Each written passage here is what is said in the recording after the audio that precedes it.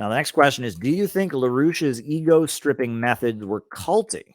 And do members criticize them now? I have no idea what those methods were. I've read the same articles you've read that say over the top crazy things about them.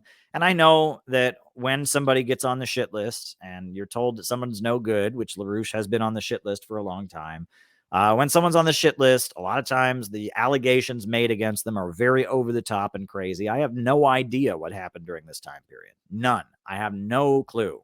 And the members of LaRouche that I've talked to about this, they don't seem to either. That's stuff I've read about stuff that went on in the 70s. And, other than, them, yeah, I have no idea. And I really don't care. I'm never going to join that organization. I do respect them. I think they're good people and they're doing great anti-imperialist work, but a lot of their beliefs, a lot of their more ideological beliefs, not what they're for now. What they're for now is great. Peace with Russia and China, the Belt and Road Initiative, building infrastructure, criticizing degrowth. I'm with them on all of that. They're doing great work. They're out in front, confronting elected officials, demanding, peace with Russia. They're doing great work. So they get an A+ in my book for what they're doing. As far as their beliefs, they're very esoteric, specific beliefs. I don't endorse those beliefs, and they know that. And I respect them. And, I will continue to work with them as long as they want to continue working with me. I do respect them. I think they do great stuff.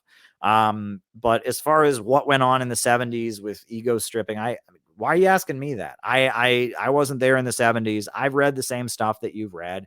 And, again, a lot of the things that are written, I'll just throw this out there, right? And again, no one wants to hear this, right? And this isn't a defensive LaRouche even. This is just an overall criticism, okay? One of the people that I have harshly criticized is Dr. Steve Hassan, who is this cult expert, this cult guru. He's all about, opposing cults, right? And he has written stuff about the LaRouche people. It's awful. That is not true. And he's written stuff about a lot of organizations that is not true. And part of the way he gets his over-the-top allegations about organizations is that political organizations, religious organizations, people join them and people are unhappy with what is there and they leave. That is a routine thing that happens, right? When I was in the Workers' World Party, the amount of people who joined the party and left the party while I was in the party was massive. The amount of people who joined CPI and left CPI, massive. And when people leave organizations, it's kind of like a relationship. If you're dating somebody and it doesn't work out, generally it's not just, whatever. Sometimes it is, but often you're quite disappointed. And especially if it's been a long relationship, if you dated somebody for 2 years, and it turns out that, the two of you break up, you thought this person, you might marry them. You thought they were the love of your life. And you're going to have some resentment. You're going to be like, I wasted 2 years with this person. I thought they were good. They're not. These are natural feelings. But when people have such feelings, right? They do. Often, if you then put them in a room with other people who have such feelings, they will then feed off of each other's energy, right? They both have negative feelings about this organization or this religious group or this political organization. They, for whatever reason, they left, they split, they quit. And we put them in a room with other people who used to be in that organization who also have negative feelings. And their negative feelings will bounce off just like the positive energy bounces off. The negative energy feeds off of each other. And then you've all been in this group and you all have had a negative experience.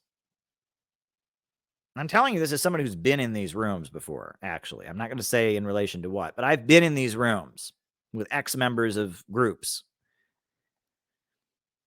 And you all want to kind of gossip about people that are still in the group. And you all want to get sympathy from the other people in the group, right? You're all there to kind of sympathize with each other about how the group let you down, broke your heart. And on top of that, you all want the other people to be like, whoa, I can't believe that happened. And an atmosphere gets created where people start one-upping each other with stories about how bad the group was.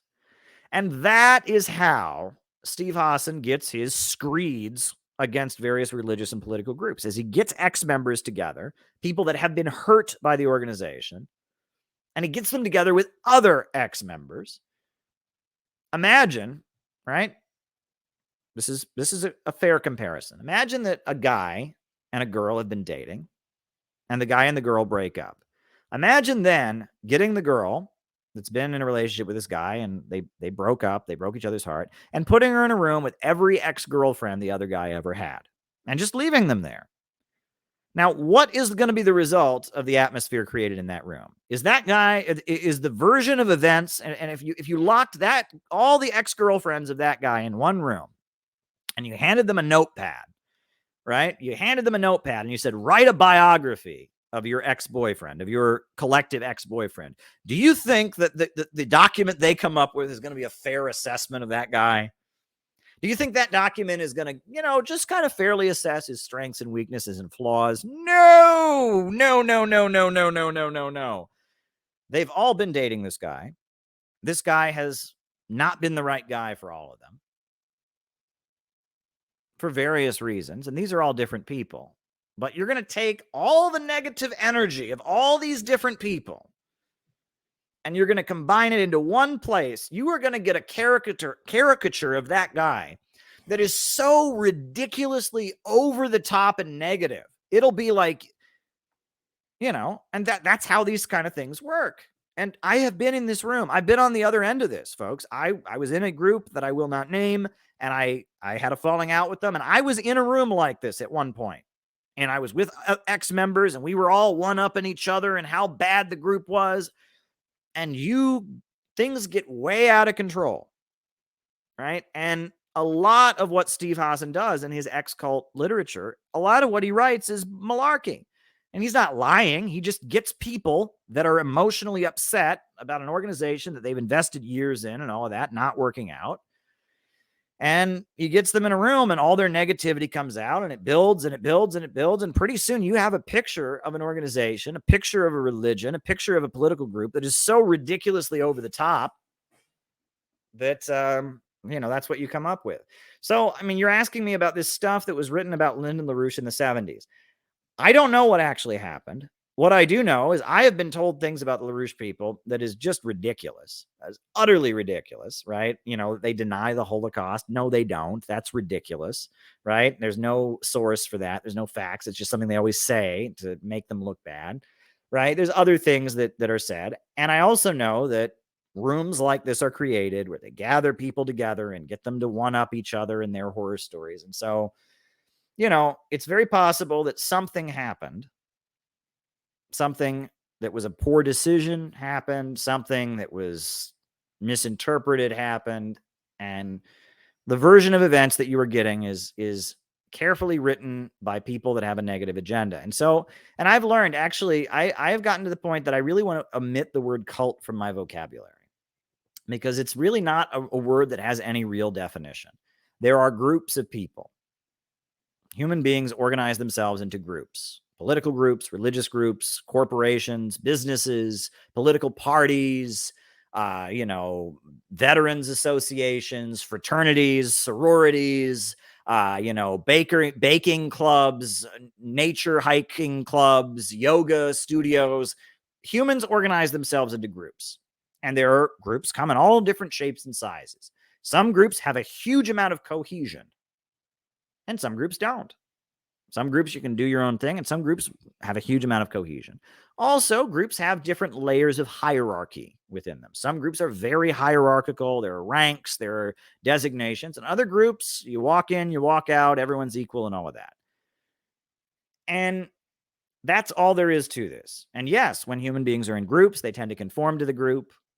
There tends to be a group attitude. That's true, right? And groups tend to have an atmosphere that reinforces certain beliefs, and groups tend to have an atmosphere that doesn't reinforce certain beliefs. And these things all happen. Okay. But there's no line you can draw and be like, well, when a group starts to do all of this, then it becomes a cult. There's no line you can draw there. And let me throw this out there. Do you know what group is definitely a cult? It is absolutely a cult if you're going to play the game of cults. The U.S. Army, the U.S. Armed Forces. You join the military. They take you away from your family, away from everyone you know, away from all your friends. They take you someplace and they sleep deprive you. They prevent you of sleep. You do hard exercises all the time. They induce a psychological breakdown. They tear you down psychologically and build you back up again into this new personality that is part of a group, and they train you to go out and die. Lay your life down for the organization. They train you to run at people that are shooting at you. You know, anyone who's been through Marine Corps basic training, U.S. Army training, if that is not brainwashing, if that is not a cult, what is? But I don't see them ever trying to end that. They all understand, well, the United States is a country and we need to have an army, and, you know, other countries have armies, and so they're all fine with it. Well, what happened to freedom of mind, Mr. Steve Hassan? What happened to ILLIP? I mean, you know, clearly this group of people, I mean, if there is any group, I mean, if any non-military, non-government organization tried to do anything close to what the U.S. Army does with new recruits, immediately people would say this is a really extreme, dangerous cult. But the U.S. Army does it, and they're just like, yeah, well, they have to do that because they're an army. Oh, so sometimes having groups of people that are very hierarchical and very cohesive is a good thing. Who'd have thought? You know, the FBI is a cult. I mean, in order to hold civilization together, you have to have groups of people that are very cohesive and very, very hierarchical. Now, not everyone joins the army, right? And there are, you know, corporations, right? If you've ever worked at a company, corporations, they tend to be hierarchical. You have managers, you have, you know, CEOs, etc., and they tend to be cohesive, right? We're all doing what we're supposed to do, but there's different layers to it. And that this is just human beings form groups. Groups have different attributes, and sometimes those attributes are very extreme, and other times those attributes are not. You know, that's really what it gets down to. And this whole cult thing, this is McCarthyism 2.0, right? All right.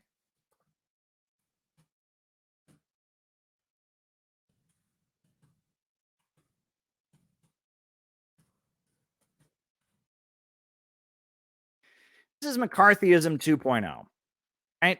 During McCarthyism, the word brainwash, it comes from Chinese, and it was during the Korean War. They decided that all these American GIs who'd gotten recruited to the U.S., or, you know, they were U.S. Army guys, and they'd gotten captured. And then in the POW camps, they confessed to having bombed civilians. They became communists. And the U.S. government was like, oh my God, how can this be? How can these good young American men have become communists? Clearly, the Chinese have this magical thing, this this magical voodoo where they like make people communists. And it was all over the U.S. media. There's movies, The Search for the Manchurian Candidate was a movie that came out. It was a novel, and then they made it into a movie, and it was all about brainwashing and mind control. And they were convinced that, you know, these American GIs had gotten captured, and in the prisoner of war camp, you know, the communists sat them down and went, why, yeah, yeah, you know, and then they went, oh yes, must hate capitalism. It's like some stupid science fiction stuff, right? But they were convinced, you know, that's what happened. And the more the CIA did research, that's not what happened, right? Read The Poisoner in Chief by Stephen Kinzer. Read Search for the Manchurian Candidate by John D. Marks. That's not what happened. That's not what happened at all. It's just, you know, they convinced these guys politically based on having them as a captive audience, and these guys also having seen horrendous war crimes. They convinced some of them to change their views. You know, but it started out as anti-communism, and that's why you were supposed to stay away from communists, because not only were communists bad and un-American, but if you got too close to the communists, they might brainwash you, right? And in fact, it's actually part of brainwashing is to be afraid of brainwashing. This is bizarre, but it's like, right? So in order to remain loyal to America, you must never read what the communists write. You must never talk to the communists. You must never read and learn what their beliefs are, because then you might become brainwashed. And it's like, wait a second. So I'm supposed to never indulge certain political views, never learn about a certain ideology, because it might change what I already believe. That sounds an awful lot like brainwashing. But brainwashing was a big part of American Cold War brainwashing. It was just anti-communism. You know, we operate on the assumption that communism is pure evil, that the Soviet Union was pure evil, China is pure evil. It's all just pure evil. So why would anyone believe such a thing? Clearly, it's because, communists have this magical evil thing called brainwashing. So never read their arguments, never engage with what they have to say, because you'll get sucked into their evil mind control scheme. It started out as McCarthyism. And then in the 70s, all of a sudden, the cult thing started. And it wasn't about the communists. It was about all illiberal organizations. And it was like a reinvention of what they had started during McCarthyism with the anti-communism. And then they redid it to be about any illiberal organization. And it's a bullshit narrative. But I digress. So when you talk about LaRouche and all that, I have no idea what went on, but I have a feeling that a lot of what we're hearing is bullshit. And, I respect the LaRouche people. They are doing amazing work. They are on the front lines getting shit done. And, I admire them for doing it. And I will be happy to work with them again. And the cult brainwashing thing is bullshit. All right.